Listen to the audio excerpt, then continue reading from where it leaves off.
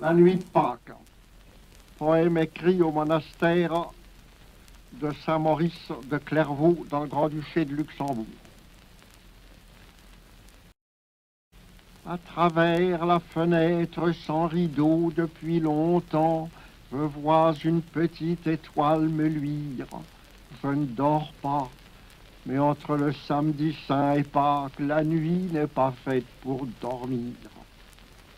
Les montagnes et les forêts attendent, elles m'entourent dans une émanation lumineuse. La pleine lune, pas à pas, élève, suspend sa face pieuse. La pleine lune, sans un mouvement, rayonne au milieu de l'éternité. Heureuse nuit qui toute seule c'est l'heure où Jésus est ressuscité. Rien ne résiste à ce vainqueur. Porte close, il passe de l'autre côté du mur.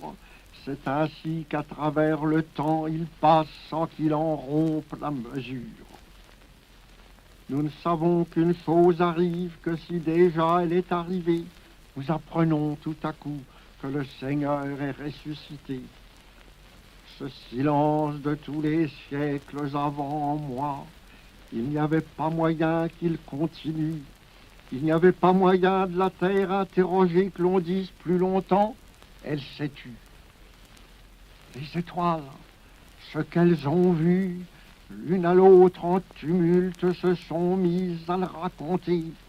La terre a rompu le silence, tout à coup, elle s'est mise à dire ce qu'elle sait.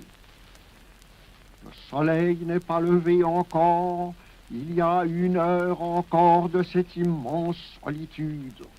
Il n'y a pour garder le tombeau que ces millions d'étoiles en armes, vigilantes depuis le pôle jusqu'au sud. Et tout à coup, dans le clair de lune, les cloches en une grappe énorme dans le clocher. Les cloches au milieu de la nuit comme d'elles-mêmes, les cloches se sont mises à sonner.